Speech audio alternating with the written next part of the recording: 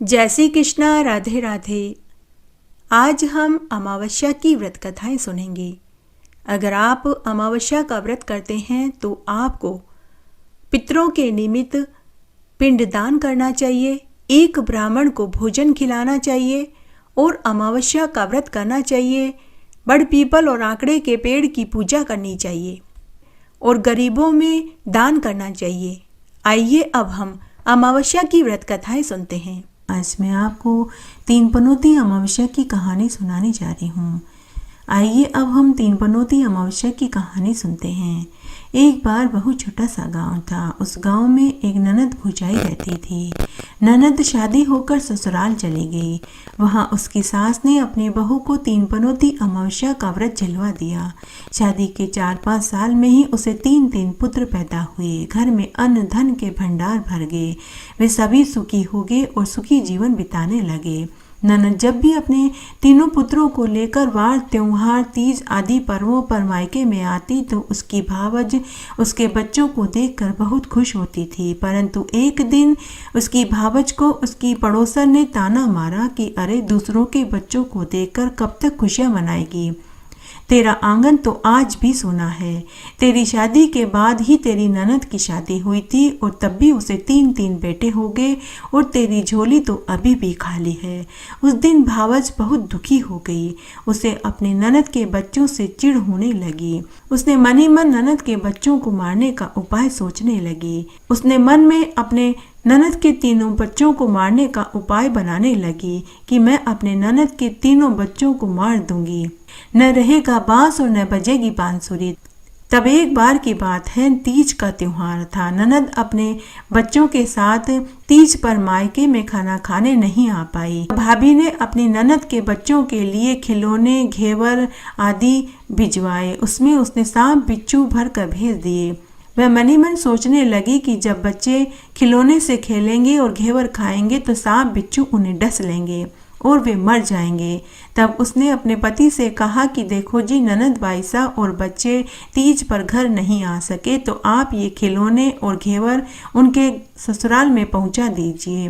पति ने खिलौने और घेवर अपनी बहन के घर पहुंचवा दिए। मामा मामी के घर से खिलौने और घेवर बच्चों ने देखे तो उन्होंने अपनी माँ से कहा कि माँ, मामा मामी ने हमारे लिए घेवर और खिलौने भेजे हैं। लेकिन अमावस्या माता ने उन खिलौने और घेवर में से सांप बिच्छू गायब करवा दिए। बच्चे खिलौने पाकर बहुत खुश हुए। सभी बच्चों ने घेवर खाए और खिलौने से खेलने लगे। दूसरे दिन भावज इंतजार करने लगी कि अभी ननद के बच्चों के मरने की खबर आएगी, लेकिन ऐसा नहीं हुआ। 10-15 दिन बाद भावज ने अपने ननद के बच्चों के लिए अच्छे अच्छे कपड़े भिजवाए और उनमें सांप बिच्छू डाल दिए। वह मन ही मन सोचने लगी कि अब की बार जब ननद के बच्चे नए नए कपड़े पहनेंगे तो जरूर सांप बिच्छू उन्हें खा जाएंगे और वे तीनों मर जाएंगे। भाई वापस अपने भांजों के लिए कपड़े दे आया। बच्चे मामा से नए नए कपड़े पाकर बहुत खुश हुए। उन्होंने नए नए कपड़े पहने। इस बार भी अमावस्या माता ने सभी सांप बिच्छू कपड़ों में से गायब कर दिए। दूसरे दिन भावज फिर से सोचने लगी कि आज तो जरूर ननद के बच्चों के मरने की खबर आएगी, लेकिन ऐसा नहीं हुआ। भावज सोच में पड़ गई कि मेरे दोनों उपाय बेकार चले गए। शायद सांप बिच्छू रास्ते में ही निकल जाते होंगे, घर तक पहुंचते ही नहीं होंगे। फिर उसने घी और मावे के लड्डू बनाए और उनमें जहर डाल दिया। इस बार तो ननद के बच्चे लड्डू खाकर जरूर मर जाएंगे, वह मन ही मन सोचने लगी। फिर उसने अपने पति के साथ ननद के बच्चों के लिए घी के लड्डू भिजवाए।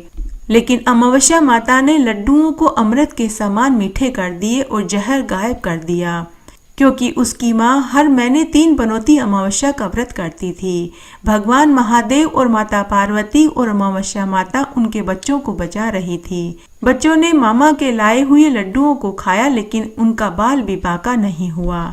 दूसरे दिन भावज घर के चबूतरे पर आकर बैठ गई और मन ही मन सोचने लगी कि आज तो जरूर ननद के बच्चों के मरने की खबर आएगी। लेकिन पूरा दिन निकल गया, कोई नहीं आया। भावज के शरीर पर तो जैसे सांप लौटने लगा। दूसरे दिन उसने अपने पति से कहा कि सुनो जी, ननद बाईसा और उनके बच्चों से मिले बहुत दिन हो गए हैं। मुझे बच्चों की बहुत याद आ रही है। आप आज शाम को आते हुए उन्हें घर ले आना। पति ने कहा कि ठीक है। उस दिन शाम को भाई अपने बहन के घर गया और बहन और उसके बच्चों को घर ले आया। ननद और बच्चों को देखकर भावज बनावटी हंसी बनाकर बोली कि बाईसा, मुझे तो आपकी और बच्चों की बहुत याद आ रही थी। इस तरह रात्रि में सभी भोजन करके सो गए। दूसरे दिन सुबह भावज ने एक अन्य उपाय बनाया। भावज ने अपनी ननद से कहा कि बाईसा, आप आराम करो, मैं बच्चों को तालाब पर घुमा कर लाती हूँ। तो ननद ने कहा ठीक है भाभी, चले जाओ। तब भावज ननद के तीनों पुत्रों को तालाब पर लेकर गई और उन्हें तालाब में धक्का दे दिया और वह खुद घर आ गई। ननद ने भाभी से पूछा कि भाभी, बच्चे कहाँ हैं? तो भावज ने कहा कि बच्चे बाहर खेल रहे हैं, अभी थोड़ी देर में आ जाएंगे। उधर वहां तालाब के पास बड़ पीपल का पेड़ था जिसकी जड़ें तालाब में फैली हुई थी। भगवान महादेव माता पार्वती के आशीर्वाद से बड़ पीपल की जड़ें तालाब में लंबी हो गई और तीनों बच्चों को बचा लिया। शाम होने से पहले तीनों बच्चे वापस घर आ गए। जब ननद के तीनों बच्चे सकुशल घर आ गए तो भावज अचंभित रह गई। वह मन ही मन सोचने लगी कि मैंने कितनी बार इसके बच्चों को मारना चाहा, लेकिन कोई देवी कोई देवता है जो इसके बच्चों को बचा रहे हैं। तब भावज ने अपनी ननद के पांव पकड़ लिए और उसे पूरी बात बताई और कहा कि मैंने आपके बच्चों को कई बार मारने की कोशिश करी, लेकिन हर बार ही आपके बच्चे बच गए। हे ननद बाईसा, आप कौन से देवी देवता की पूजा करते हो और व्रत करते हो जिससे आपके बच्चों का बाल भी बांका नहीं होता? तब ननद ने अपनी भाभी को 3 पनौती अमावस्या के व्रत के बारे में कहा और कहा कि भाभी, आप भी 3 पनौती अमावस्या का व्रत करो, जिसके करने से आपकी भी गोद जरूर भरेगी। तब भावज ने व्रत की पूरी विधि जानी। तब भावज ने अपनी ननद से अपनी गलती की माफी मांगी। तब ननद ने भावज को 3 पनौती अमावस्या की पूरी विधि बताई। उसके बाद भावज ने भी 3 पनौती अमावस्या का व्रत पूरे विधि विधान से किया। उसके कुछ समय बाद ही भावज को भी गर्भ ठहर गया और उसे 2 जुड़वा पुत्र पैदा हुए। हे महादेव पार्वती जी, हे अमावस्या माता, जैसे आपने ननद का घर खुशियों से भर दिया, उसे दीर्घायु पुत्र प्रदान करे। उसके बच्चों की आपने बार बार रक्षा करी, वैसे सबकी करना, और जैसे बाद में आपने भावज को पुत्र दिया वैसे सबको देना। कहानी कहने वाले को, सुनने वाले को और हुक्कारा भरने वाले को। आइए आज हम सोमवती अमावस्या की एक पवित्र पौराणिक पुण्यफल देने वाली कथा सुनते हैं। सोमवती अमावस्या की कहानी। एक बार एक गांव में एक साहूकार दंपति के 7 बेटा बहू और 1 बेटी थी। साहूकार के 7 बेटों का विवाह हो चुका था, लेकिन बेटी अभी कंवारी थी। तब उस साहूकार के यहाँ एक जोगी रोज भिक्षा मांगने आता था। जब साहूकार की बहुएं जोगी को भिक्षा देती तो जोगी उन्हें सुहागवती का आशीर्वाद देता। लेकिन कभी किसी दिन साहूकारनी की बेटी जोगी को भिक्षा देती तो जोगी उसे दुहागवती का आशीष देता, जिससे साहूकारनी की बेटी चिंतित रहने लगी। उसका अन्न जल छूट गया। साहूकारनी की बेटी दिन पर दिन कमजोर होने लगी। एक दिन साहूकारनी ने अपनी बेटी से पूछा कि बेटी, मैं तुझे अच्छा खाने को देती हूँ, अच्छे से अच्छे कपड़े पहनने को देती हूँ, फिर भी तू दिन पर दिन सूख रही है। बेटी बता, तुझे किस बात का दुख है? तुझे किसी ने कुछ कहा तो वो बता। तो बेटी अपनी माँ को जोगी वाली बात बता दी। तब दूसरे दिन जब जोगी भिक्षा मांगने आया तो साहूकारनी दरवाजे के पीछे खड़ी हो गई। साहूकारनी की बेटी ने जोगी को भिक्षा दी तो जोगी ने फिर से उसे दुहागवती का दुस्सिस दिया। यह सुनते ही साहूकारनी झट से दरवाजे के सामने आई और नाराज होते हुए जोगी से बोली कि हे जोगी, एक तो हम तुझे भिक्षा देते हैं, ऊपर से तू मेरी बेटी को दुहागवती का आशीष देता है। मेरी बेटी को ऐसा दुस्सिस क्यों देता है? तो जोगी साहूकारनी से बोला कि माई, मैं तो वही कहता हूँ जो इसके भाग्य में लिखा है। इसके भाग्य में लिखा है कि जब इसके फेरे होंगे उसी समय इसका पति मर जाएगा। तो साहूकारनी जोगी से बोली कि अरे जोगी, तू मेरी बेटी का कल जानता है तो फिर तू यह भी जानता होगा कि इसका क्या निवारण है। हे जोगी, अब तू ही इसका उपाय बता। तो जोगी बोला कि माई, उपाय तो है परंतु बड़ा ही कठिन है। साहूकारनी बोली कि जोगी, क्या आग में कूदने जितना बड़ा है?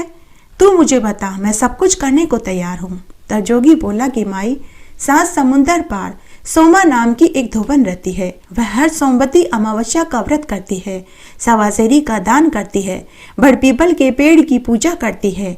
अगर वह अपनी सोमवती अमावस्या का फल तेरी बेटी के पति को सौंप दे तो वह बच सकता है।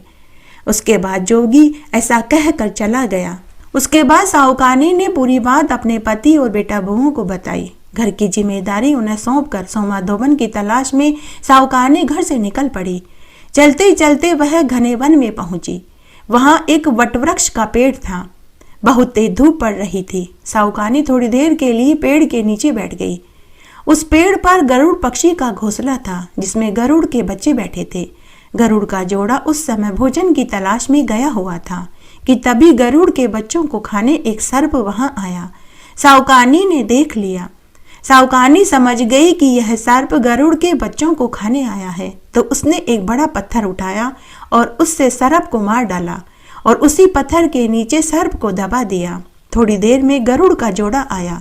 जब उन्होंने पेड़ के पास खून बिखरा हुआ देखा तो उन्होंने समझा कि इस साहूकारनी ने हमारे बच्चों को मार डाला, तो वे साहूकारनी के सिर पर चोंच से मारने लगे। साहूकारनी गरुड़ पक्षी से बोली कि हे गरुड़ पक्षी, मैंने तो सर्प से तुम्हारे बच्चों की जान बचाई है और तुम मुझे ही मार रहे हो। पूरी सच्चाई जानकर गरुड़ पक्षी साहूकारनी से बोले कि हे बहन, धन्यवाद, तुमने सर्प से हमारे बच्चों की जान बचाई। यदि हम तुम्हारे किसी काम आ सके तो हमें बड़ी प्रसन्नता होगी। तब साहूकारनी ने उन्हें अपनी समस्या बताई कि मुझे 7 समुंदर पार सोमा धोबन के घर जाना है। तब गरुड़ पक्षी ने अपना विकराल रूप बनाया और साहूकारनी को अपनी पीठ पर बैठाकर 7 समुंदर पार सोमा धोबन के घर के सामने ले जाकर छोड़ दिया। उसके बाद गरुड़ पक्षी साहूकारनी से बोला कि बहन, जब भी तुम मुझे याद करोगी मैं उसी समय तुम्हारे सामने आ जाऊंगा। उसके बाद गरुड़ पक्षी वहां से उड़ गया। सोमा धोबन के घर के सामने एक घना बड़ का पेड़ था। साहूकारनी पेड़ के पीछे खड़ी होकर सोमा धोबन के घर की निगरानी करने लगी। उसने मन ही मन सोचा कि किस तरह सोमा धोबन को अपने काम के लिए राजी करूं। सोमा धोबन के 7 बेटा बहू थे। सभी बहुएं घर के कामकाज के लिए आपस में लड़ाई झगड़ा करती थी। उसकी कोई भी बहू घर का कामकाज करना नहीं चाहती थी। तब साहूकारनी को उपाय समझ में आ गया। जब रात्रि में सभी सो गए तब साहूकारनी सोमा धोबन के घर गई। झाड़ू पोछा, बर्तन कपड़े करे, रोटी बनाए, गाय भैंसों के बाड़े की सफाई करे, गोबर पोटे उठाए, कंडे बनाए। सुबह होने से पहले वापस उसी पेड़ के पीछे आकर खड़ी हो गई। अब रोज घर का और गाय भैंसों का काम हुआ मिलने लगा, तो बहुओं में आपस में लड़ाई झगड़े नहीं होते थे। इस तरह 8-10 दिन बीत गए। एक दिन सोमा धोबन ने सोचा कि आजकल बहुएं घर का, गाय भैंसों का सारा काम कर रही है, इनमें काम को लेकर भी लड़ाई झगड़े नहीं हो रहे। तो उसने अपनी बहुओं से पूछा कि अरे बहुओं, आजकल घर का सारा कामकाज सुबह होने से पहले ही करा हुआ मिलता है, तुम में से कौन ये काम कर रहा है? तो सभी बहुएं बोली कि सासू जी, हम ही करते हैं और कौन करेगा। लेकिन सोमा धोबन को अपनी बहुओं की बात पर यकीन नहीं हुआ। तब एक दिन सोमा धोबन ने सोचा कि पता लगाना होगा कि घर का सारा कामकाज कौन कर रहा है। तो सोमा धोबन एक रात्रि को सोने का बहाना बनाकर चादर ओढ़ के सो गई कि तभी अर्धरात्रि में साहूकारनी आई। घर का और गाय भैंसों का सारा कामकाज करके जाने लगी। तो सोमा धोबन ने उसका पल्लू पकड़ लिया और पूछने लगी कि अरे तू कौन है और तू क्यों मेरे घर का कामकाज करती है? तुझे मुझसे क्या चाहिए, बता। तब साहूकारनी ने धोबन से कहा कि बहन, पहले वचन दो तो बताऊं।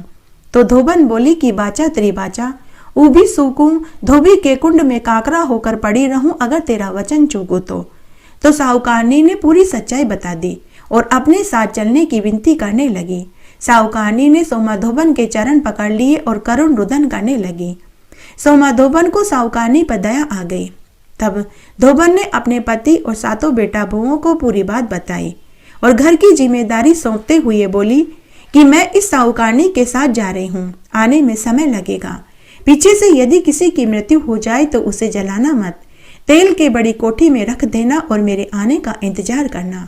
उसके बाद साहूकारनी ने पुनः गरुड़ पक्षी को याद किया कि तभी गरुड़ पक्षी वहां उपस्थित हो गया। साहूकारनी और धोबन गरुड़ के पंखों पर बैठकर घर आ गए। साहूकारनी ने बेटी का ब्याह रचाया। तब शादी वाले दिन सोमा धोबन ने काचा करवा और तात की डोरी मंगवाई। काचे करवे में दूध भरा। फेरों के समय दूल्हा दुल्हन के पास बैठ गई। 3 फेरे होते ही एक काला सर्प आया। धोबन ने झट से सर्प के आगे कच्चे दूध का करवा रख दिया। जैसे ही सर्प दूध पीने लगा तो धोबन ने सर्प को उठाकर कच्चे करवे में डाल दिया, ढक्कन लगाकर तात की डोरी से बांध दिया। लेकिन मृत्यु योग और काल की घड़ी के आने से साहूकारनी के बेटी का पति मर गया। तब सोमा धोबन ने थोड़ा सा पानी हाथ में लिया, उसमें मांग में से सिंदूर, नखों में से मेहंदी, आंखों के कोयों में से काजल, टीकी में से रोली निकाली और सबको हथेली के जल में डालकर घोला और उसका छींटा साहूकारनी के दामाद पर डाला और बोली कि आज तक जितनी भी सोमवती अमावस्या का व्रत मैंने किया उसका फल इसको लग जाए। ऐसा कहते ही और उस पानी का छींटा देते ही दूल्हा उठकर खड़ा हो गया। दूल्हे को जीवित देखकर वहां खड़े सभी लोग हक्के बक्के रह गए। उसके बाद बाकी के बचे हुए फेरे पूरे हुए। साहूकारनी ने अपनी बेटी को खूब सारा दान दहेज देकर खुशी खुशी विदा कर दिया। शादी का सारा कामकाज पूरा हो गया। उसके बाद सोमा धोबन वापस अपने घर जाने लगी तो साहूकारनी सोमा धोबन से बोली कि बहन, तूने मेरे बेटी के सुहाग को लौटाया है, मेरे दामाद को जीवन दान दिया है। तुम मांगो, तुम्हें क्या चाहिए? तुम जो भी मांगोगी मैं तुम्हें देने को तैयार हूँ। तो सोमा धोबन बोली कि मुझे कुछ नहीं चाहिए, तुम मुझे एक कोरा कलश दे दो। उसके बाद सोमा धोबन कोरा कलश लेकर खुद के घर की ओर चल दी। चलते चलते रास्ते में सोमवती अमावस्या आई। सोमा धोबन ने उस कलश में तालाब से जल भरा और पीपल के पेड़ को सींचा, अमावस्या की पूजा करी और उस कलश के 108 टुकड़े करे, उन्हें घिस कर रुपयों की तरह गोल बना दिया। कथा करी, फिर पीपल की उन 108 टुकड़ों से फेरी दी। 108 परिक्रमा देने के बाद उन टुकड़ों को वहीं पीपल के नीचे खड्डा खोद कर गाड़ दिया और घर आ गई। घर आई तो धोबन को पता चला कि उसका पति मर गया है। बच्चों ने उन्हें तेल की कोठी में रख छोड़ा है। तब सोमा धोबन ने आंखों की कोर में से काजल निकाला, टीकी में से रोली निकाली, नखों में से मेहंदी निकाली, मांग में से सिंदूर निकाला। उन सबको हथेली में जल में घोलकर उसका छींटा अपने मृत पति के ऊपर छिड़का और बोली कि हे अमावस के देवता, पहले सोमवती अमावस्या का फल मैंने साहूकारनी के दामाद को दिया, किंतु रास्ते में मैंने सोमवती का व्रत और पूजन किया, उसका फल मैं मेरे पति को देती हूँ। इतना कहते ही सोमा धोबन का पति जीवित हो गया। थोड़ी देर बाद घर का जोशी सोमवती अमावस्या का दान मांगने आया तो सोमा धोबन बोली कि पंडित जी, मैंने रास्ते में सोमवती अमावस्या का व्रत किया था और वहीं मैंने पूजन किया था। जो कुछ भी दान किया था वो मैंने वहीं खड्डा खोद कर गाड़ दिया। उसके बाद पंडित जी सोमा धोबन के बताए हुए स्थान पर गया। पीपल के पेड़ के नीचे खड्डा खोद कर देखा तो वहां 108 सोने की मोहरें मिली। पंडित जी ने सभी मोहरों को अपने गमछे में बांधा और वापस धोबन के घर आया और बोला कि हे यजमान, आपने तो 108 सोने की मोहरों का दान किया है और फिर कहते हो कि आपने तो कुछ नहीं किया। तो सोमा धोबन पंडित जी से बोली कि पंडित जी, यह सब तो आपके भाग्य का है, तो आप ही रख लो। पंडित जी बोला कि नहीं यजमान, मेरा तो 1/4 हिस्सा बनता है, बाकी का धन तो आपका है, आप इसका जो चाहे करें। उसके बाद बाकी का धन पंडित जी सोमा धोबन को देकर चला गया। हे सोमवती अमावस्या माता, जैसे आपने साहूकारनी की बेटी और सोमा धोबन को उसका सुहाग वापस लौटाया, वैसे सबको लौटाना, कहानी कहने वाले को, सुनने वाले को और हुकारा भरने वाले को। गणेश जी की कहानी। एक गांव में एक अंधी विधवा बुढ़िया माई अपने बेटा बहू के साथ रहती थी। उसका बेटा दिहाड़ी मजदूरी करता था। वह 2 समय जितना ही भोजन का प्रबंध कर पाता था। वे बहुत गरीबी में जीवन जी रहे थे। अंधी बुढ़िया माई गणेश भगवान की परम भक्त थी। वह रोज नहा धोकर गणेश जी की पूजा पाठ किया करती थी। तब एक दिन गणेश भगवान बुढ़िया माई की पूजा और सेवा से प्रसन्न हो गए और उसे एक रात्रि में स्वप्न में दर्शन देकर बोले कि हे बुढ़िया माई, मैं तेरी पूजा पाठ से प्रसन्न हुआ। मैं तुझे एक वरदान देना चाहता हूँ, तू मांग, तुझे क्या चाहिए। तब स्वप्न में ही बुढ़िया माई बोली कि हे गणेश जी भगवान, मुझे मांगना नहीं आता।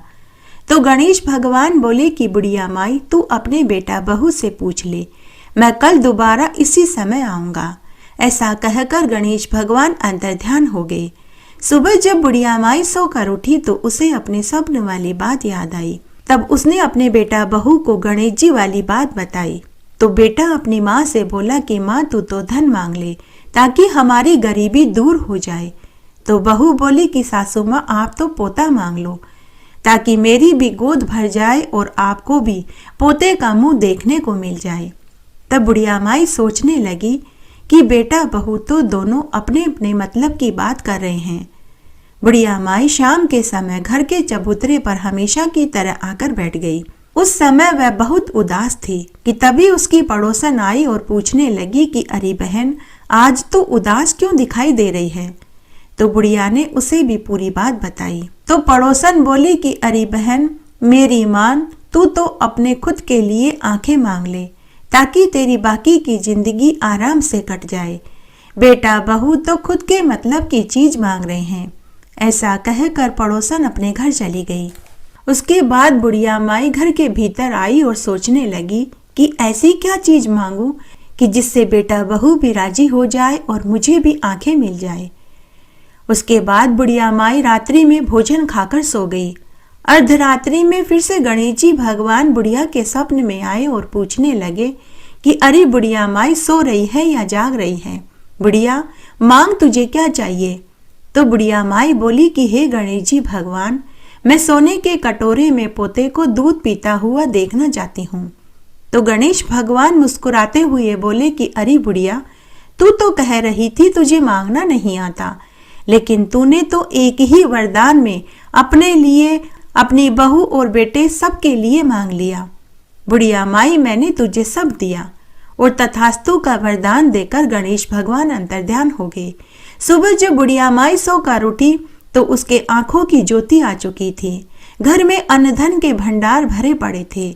उसके 2 कमरों के टूटे फूटे घर की जगह सुंदर नौखंडी मकान खड़ा था। 3 महीने के बाद बहू को गर्भ ठहर गया। 9वें महीने में उसे सुंदर पुत्र पैदा हुआ। तब बुढ़िया माई ने अपने पोते को सोने के झूले में झूला झूलते हुए देखा, सोने के कटोरे में दूध पीते हुए देखा। हे गणेश जी भगवान, जैसा सुख आपने बुढ़िया माई को दिया वैसा सबको देना, कहानी कहने वाले को, सुनने वाले को और हुकारा भरने वाले को। घटती हो तो पूरी हो तो परवान चढ़े, भूले बिसरे नाम तेरे भंडार में भरे। एक बार एक बहुत छोटा सा गांव था। उस गांव में एक प्रतापी, दानी, दयालु, तेजस्वी राजा रहता था। वह राजा अपनी प्रजा का पालन अपने पुत्र के समान ही करता था। उस राज्य पर कभी अकाल नहीं पड़ा, कभी किसी महामारी का प्रकोप नहीं हुआ, आम जन को कोई दुख नहीं देखना पड़ा। राजा आए दिन अपनी प्रजा की खुशहाली के लिए यज्ञ, हवन, भंडारे करवाता रहता था। आए दिन ब्राह्मणों, योग्य पंडितों, साधु महात्माओं को अन्न, वस्त्र, रुपया का दान किया करता था। गरीबों और निसहायों को रोज अन्न वस्त्र दान में देता था। उस राजा की एक अति रूपवती, गुणवती, सौभाग्यवती रानी थी। रानी प्रजा की और राजा की सुख समृद्धि और खुशहाली के लिए हर अमावस्या का व्रत करती, बड़ पीपल और आंकड़े के पेड़ की पूजा करती थी। सभी राजाओं का शौक घुड़सवारी, तीरंदाजी, तैराकी, अस्त्र शस्त्र चलाना, नृत्य गान देखने का होता है। वैसे ही उस राजा का भी एक शौक था, उसे शिकार खेलना बड़ा पसंद था। तब एक दिन राजा शिकार खेलने अकेले ही वन में घोड़े पर सवार होकर चला गया। तब राजा ने घने वन में देखा कि एक काली नागिन एक साधारण सर्प के साथ अटखेलियां कर रही थी, मिलन का प्रयास कर रही थी। जब राजा ने देखा तो राजा को महान आश्चर्य हुआ। राजा ने मन ही मन सोचा कि मैंने मनुष्यों की नीयत बदलते देखी है, लेकिन आज इस नागिन ने भी अपना सत खो दिया। जो यह एक साधारण सर्प के साथ मिलन का प्रयास कर रही है। तब राजा ने घोड़े से उतरकर एक लकड़ी की मदद से काली नागिन और सर्प का मिलन होते छुड़वा दिया। उसके बाद राजा घोड़े पर सवार होकर वन में चला गया। काली नागिन का सर्प के साथ मिलन होने ही वाला था कि राजा ने छुड़वा दिया। इससे काली नागिन क्रोधित हो गई। काली नागिन को राजा से बदला लेना था, तो वह नाराज होकर बिल में चली गई। उधर राजा का शिकार खेलने में मन नहीं लग रहा था। वह वापस महल में पहुंच गया। उस दिन रानी का अमावस्या का व्रत था।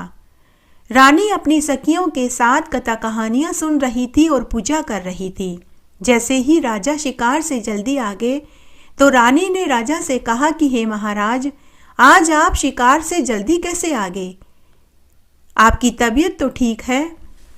तो राजा ने कहा कि हे रानी, मैं थोड़ा आराम करना चाहता हूँ। तो रानी बोली कि ठीक है महाराज, आप आराम करिए, तब तक मैं दासियों के साथ बड़ पीपल और आकड़े के पेड़ की पूजा करके आती हूँ। तब रानी अपनी दासी और सखियों के साथ गांव में बड़ पीपल और आकड़े के पेड़ की पूजा करने चली गई। जिस पीपल के पेड़ की रानी पूजा कर रही थी, उस पेड़ के बिल में एक काला नाग सो रहा था। रानी ने अपनी सखियों के साथ बड़ पीपल और आकड़े के पेड़ की पूजा करी।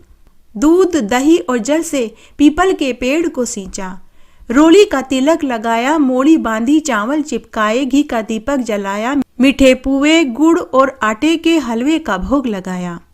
पेड़ की 7 परिक्रमा करी और भगवान से अमर सुहाग का आशीर्वाद मांगा। साथ ही प्रजा की खुशहाली की कामना करी। पेड़ के कोटर में काला नाग पड़ा पड़ा यह सब कुछ देख रहा था। तब उस नाग को रानी को देखते ही खुद की नागिन की याद आई। नाग ने मन ही मन सोचा कि यह रानी कितनी भली औरत है। इसने खुद के लिए कुछ नहीं मांगा। इसने अपने पति और प्रजा की भलाई के लिए व्रत रखा और पूजन किया। जैसी यह रानी है, मेरी नागिन भी ऐसी ही है। वो हमेशा मेरे ही लिए सोचती है। रानी पूजा करके जाने लगी तो उसने काले नाग को देखा। तभी उसने दासी को भेजकर काले नाग के लिए दूध और मिठाई मंगवाई। दासी भागी भागी महल में से दूध और बर्फी लेकर आई। फिर रानी ने काले नाग को दूध पिलाया, बर्फी खिलाई और पूजा करी और प्रणाम करके वापस महल में आ गई। उधर वह काला नाग भी अपनी नागिन के पास पहुंचा। नाग ने देखा कि नागिन क्रोधित होकर बैठी है। नाग ने नागिन से उसकी नाराजगी का कारण पूछा तो नागिन ने झूठी कहानी नाग को सुनाई कि हे सर्प देवता, आप इस नगर के राजा को डसकर के आइए। आज उसने बेवजह ही मुझे लकड़ी से बहुत मारा। आज मेरा सारा अंग दर्द कर रहा है। जब तक आप उस राजा को नहीं डसेंगे तब तक मैं अन्न जल ग्रहण नहीं करूंगी। नाग ने नागिन से पूछा कि अरे नागिन, राजा ने ऐसा क्यों किया? राजा ने बेवजह तुझे क्यों मारा? तो नागिन झूठ बोलते हुए बोली कि हे सर्प देवता, मैं अपने बिल में चुपचाप सो रही थी। उस राजा ने बेवजह ही मुझे लकड़ी से बहुत मारा। यह सुनते ही काले नाग को क्रोध आ गया। उसने अपनी नागिन से कहा कि हे नागिन, आज मैं उस राजा को मारकर उसका खून पी जाऊंगा। वह नाग सूंघता सूंघता राजा के महल में पहुंच गया। तब तक शाम हो चुकी थी। रानी ने अमावस्या का व्रत अभी तक नहीं खोला था, क्योंकि वह राजा को भोजन कराने के बाद ही व्रत खोलती थी। तब रानी ने संध्या उपासना करी, तुलसी के पौधे और परिंदे में दियाबाती करी। उसके बाद रानी राजा से बोली कि हे महाराज, आइए भोजन जीव लीजिए। तब राजा भोजन खाने बैठा। रानी ने राजा से पूछा कि हे महाराज, आप बताइए आज आपका दिन कैसा बीता? तभी वह काला नाग वहां आ गया।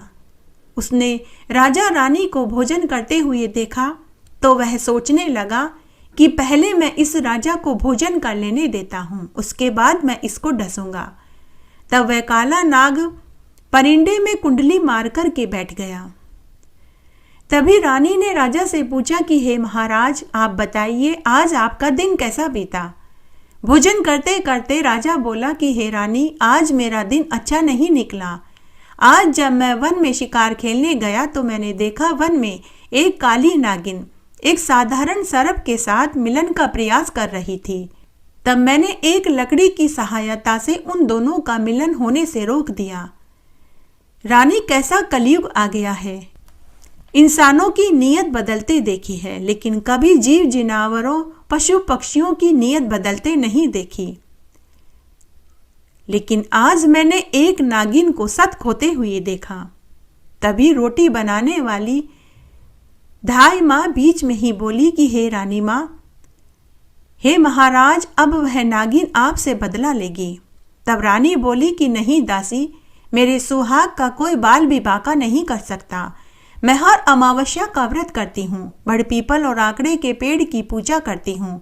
मेरे पति की रक्षा तो भगवान महादेव स्वयं कर रहे हैं। तभी परिंदे में कुंडली मार कर बैठा सर्प यह सब कुछ सुन रहा था।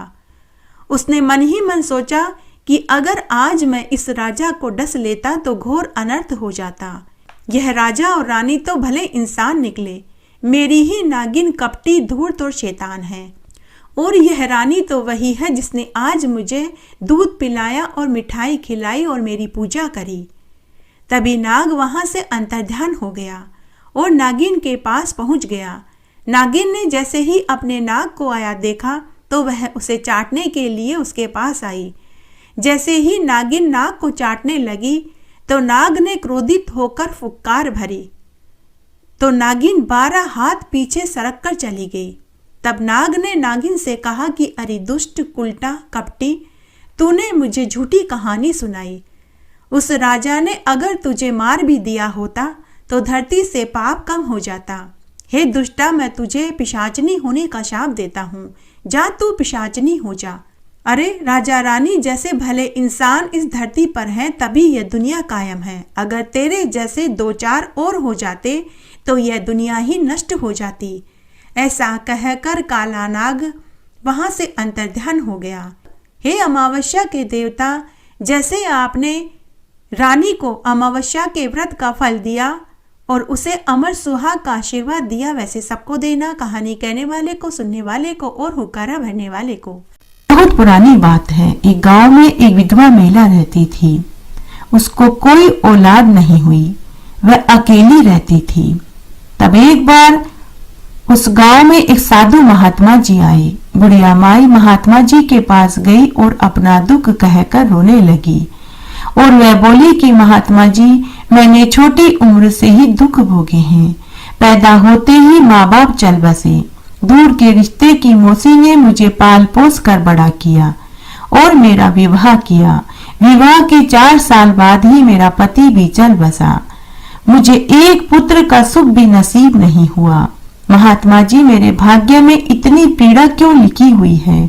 मैंने ऐसे क्या बुरे कर्म किए जिसकी मुझे यह सजा भोगनी पड़ रही है? महात्मा जी, इस जन्म में मैंने किसी को कोई दुख नहीं पहुंचाया।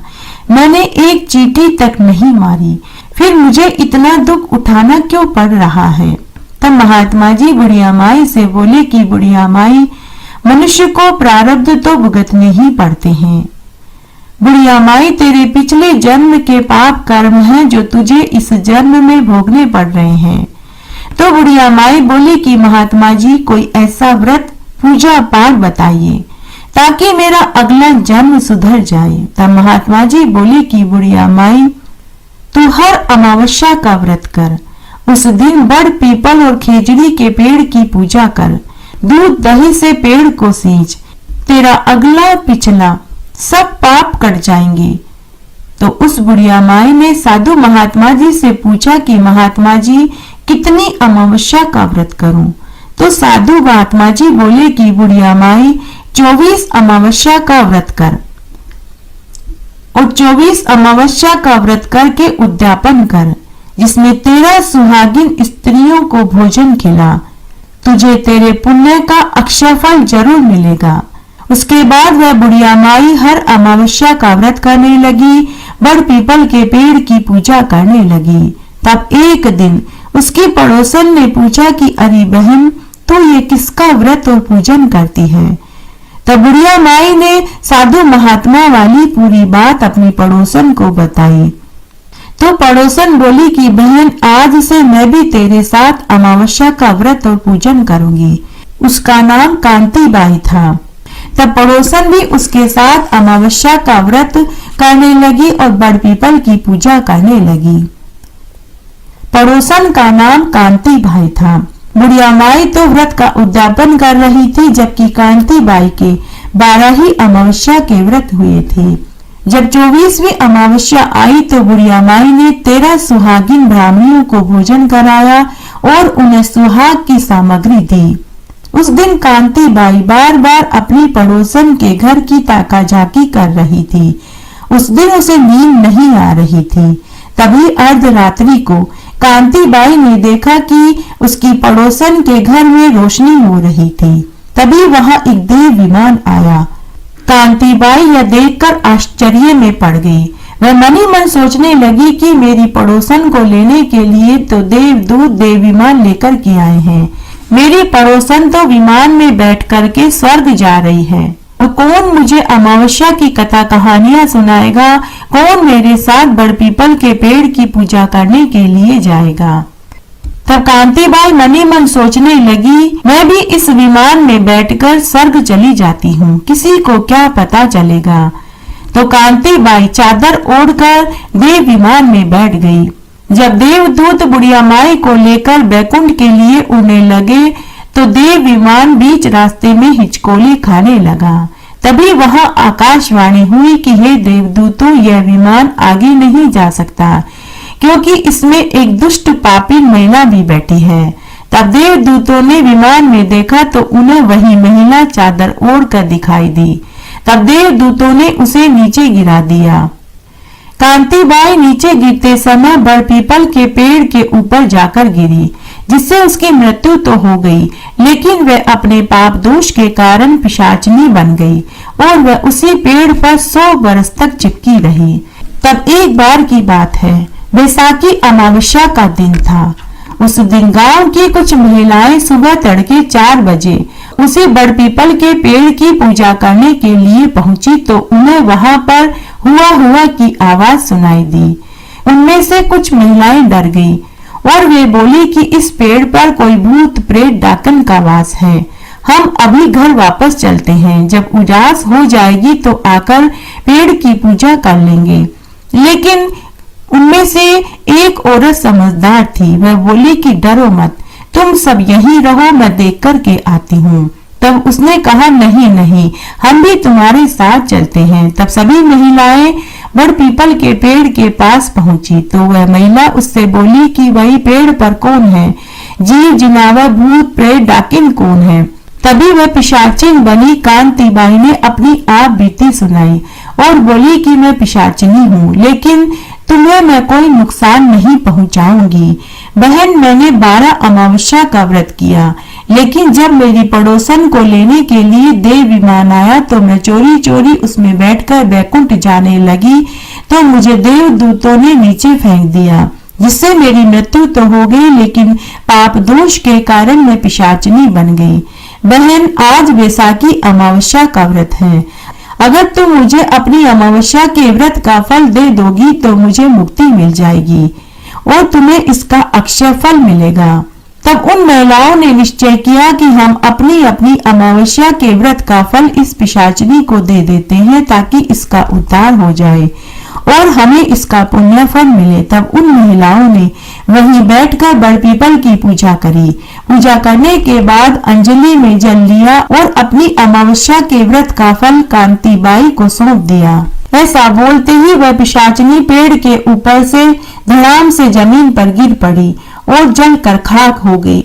दिव्य देह धारण करके रेशमी वस्त्र और कीमती आभूषण पहनकर देव विमान में बैठकर के बैकुंठ जाने लगी तो उससे पहले उसने उन महिलाओं को धन दौलत और सुख समृद्धि का आशीर्वाद दिया और फिर वह विमान में बैठकर के बैकुंठ में चली गई।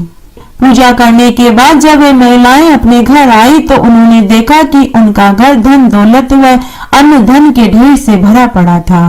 जब इस बात का पता पूरे गांव वालों को चला तो उन्हें भी अमावस्या के व्रत का और अमावस्या के दिन बड़पीपल के पेड़ की पूजा की महत्ता समझ में आई। उसके बाद उस नगर के राजा ने पूरी नगरी में ये ढिंडोरा पिटवा दिया कि सभी को अमावस्या का व्रत करना चाहिए, बड़पीपल व खेजड़ी के वृक्ष की पूजा करनी चाहिए। इससे घर में धन धान्य के भंडार भरते हैं। घटती हो तो पूरी हो तो परवान चढ़े, भूले बिसरे नाम तेरे भंडार में भरे। बहुत समय पहले की बात है। एक बार गणेश जी धरती पर सैर कर रहे थे।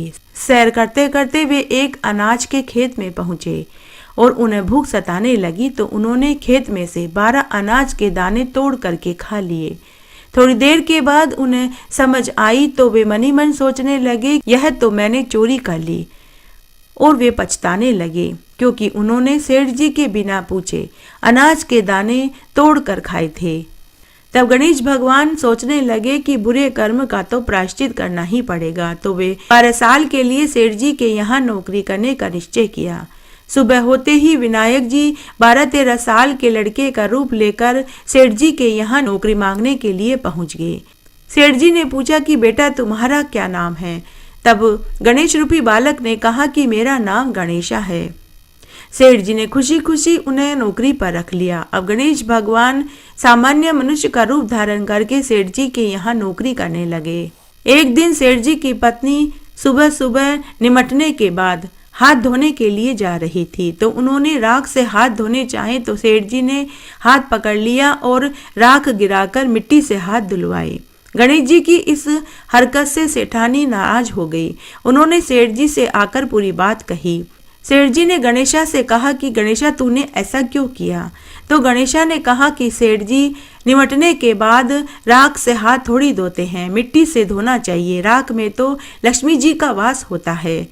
यह सुनते ही सेठ जी को प्रसन्नता हुई। सेठ जी ने सेठानी से कहा कि भगवान यह कहता तो सत्य ही है, राख में तो माता लक्ष्मी की कृपा बरसती है, राख में तो माता लक्ष्मी का वास होता है। सेठ जी गणेशा की बात पर प्रसन्न हो गए कि यह तो बड़ा ही समझदार लड़का है। इस तरह समय बीतने लगा। तब एक बार कुंभ का मेला भरा। सेठानी गंगा स्नान करने के लिए जाना चाहती थी, तो सेठ जी ने गणेशा से कहा कि पुत्र तू अपनी सेठानी को गंगा स्नान करा कर के ले आ। अब सेठानी गणेशा के साथ गंगा स्नान करने के लिए कुंभ मेले में गई। वहां पहुंचने के बाद गणेश जी ने देखा कि सेठानी गंगा के किनारे बैठकर लोटे से स्नान कर रही थी। गणेशा को यह पसंद नहीं आया, तो उन्होंने सेठानी का हाथ पकड़ा और गंगा में 3 डुबकी लगवा दी। गणेशा की इस हरकत से सेठानी और भी क्रोधित हो गई। उसका गुस्सा 7वें आसमान पर पहुंच गया। घर आते ही सेठानी ने सेठ जी को पूरी बात बताई और बोली कि आप कैसा लड़का लेकर के आए हैं, तो मुझे गंगा में डुबो ही देता। और फिर उसने पूरी बात बताई। सेठ जी ने उसी समय गणेश को बुलाया और पूछा कि गणेशा तुमने ऐसा क्यों किया? तो गणेश जी सेठ जी से बोले कि सेठ जी एक एक लोटे से तो घर में ही नहा लेते हैं। अगर गंगा स्नान किया है तो गंगा में डुबकी लगाकर ही स्नान करना चाहिए, तभी पूरा फल मिलता है। तो मैंने इन्हें गंगा में 3 डुबकी लगवा दी, तो क्या बुरा किया?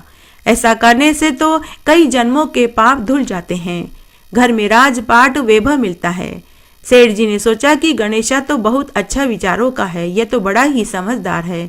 तब सेठ जी ने सेठानी से कहा कि भगवान यह तो सही बात है, गंगा में गए हैं तो गंगा में डुबकी लगाकर ही स्नान करना चाहिए। इसने तो मेरे परिवार का भला ही सोचा है। फिर से कई दिन निकल गए। उसके बाद एक दिन सेठ जी ने घर में पूजा करवाई, तो पंडित जी पूजा करने के लिए आए। तब सेठ जी ने गणेश जी से कहा कि पुत्र तुम अपनी सेठानी को बुलाकर के लाओ। उस समय सेठानी ने काली चुनरी ओढ़ रखी थी, काला ही लहंगा पहन रखा था, काले रंग की ही चोली पहन रखी थी। जब गणेश जी सेठानी को बुलाने के लिए कक्ष में गए और उनका ऐसा रूप देखा, तो उन्होंने उनकी काली चुनरी को फाड़ दिया। इससे सेठानी नाराज हो गई और वह जोर जोर से चिल्लाने लगी। चिल्लाने की आवाज सुनकर सेठ जी भीतर गए और पूछा कि क्या हुआ? तो सेठानी बोली कि गणेशा ने मेरी चुनरी फाड़ दी। फिर सेठ जी ने गणेशा को बहुत डांटा और इसका कारण पूछा। तो गणेश जी ने कहा कि सेठ जी पूजा में कोई काले रंग के वस्त्र थोड़ी पहन कर के बैठते हैं, पूजा में तो लाल गुलाबी वस्त्र पहन कर बैठते हैं। काला तो कभी भी शुभ नहीं माना जाता। काले रंग के कपड़े पहनने से पूजा अधूरी और निरर्थक हो जाती है, इसीलिए मैंने इनकी काली चुनरी फाड़ दी। सेठ जी ने सोचा कि गणेश तो बड़ा ही समझदार है, बड़ी ही समझदारी की बातें करता है। उसके बाद सेठानी लाल गुलाबी कपड़े पहन करके पूजा में आकर के बैठ गई। अभी पंडित जी ने सेठ जी से कहा कि सेठ जी मैं तो गणेश जी की प्रतिमा लाना ही भूल गया हूँ। अब अगर मैं प्रतिमा लेने के लिए बाजार में जाता हूँ तो शुभ मुहूर्त टल जाएगा। तब सेठ सेठानी चिंता में पड़ गए। तभी बालक रूपी गणेश जी ने सेठ जी से कहा कि हे महाराज, गणेश जी का रूप लेकर गणेश जी के स्थान पर मैं बैठ जाता हूँ। अगर मैं उस जगह बैठ जाऊंगा तो आपके सारे काम शुभ हो जाएंगे। यह सुनकर सेठ जी को महान क्रोध आया और वे बोले कि गणेशा, तक तो तू सेठानी से मजाक करता था और अब तो तू मेरे साथ ही मजाक करने लगा। तभी गणेश जी भगवान मुस्कुराने लगे। उस दिन गणेश जी को सेठ जी के यहाँ काम करते हुए पूरे 12 साल हो चुके थे। गणेश भगवान ने 12 अनाज के दानों का कर्ज भी चुका दिया था। तो गणेश भगवान अपने असली रूप में आ गए। गणेश जी को असली रूप में देखकर सेठ सेठानी उनके चरणों में गिर पड़े और अपनी गलती की क्षमा मांगने लगे। साक्षात गणेश भगवान को सामने देखकर सेठ सेठानी उनके चरणों में गिर पड़े। उसके बाद पूजा संपन्न करवाई गई। पूजा खत्म होने के बाद गणेश भगवान सेठ सेठानी को आशीर्वाद देकर अंतर्ध्यान हो गए।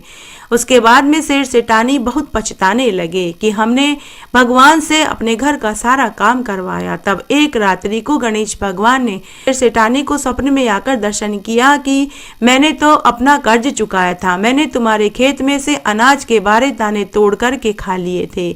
मैं तो अपना उसी पाप दोष को धो रहा था। मैंने 12 साल तक तुम्हारे यहाँ काम किया और मैंने अपना कर्ज उतारा।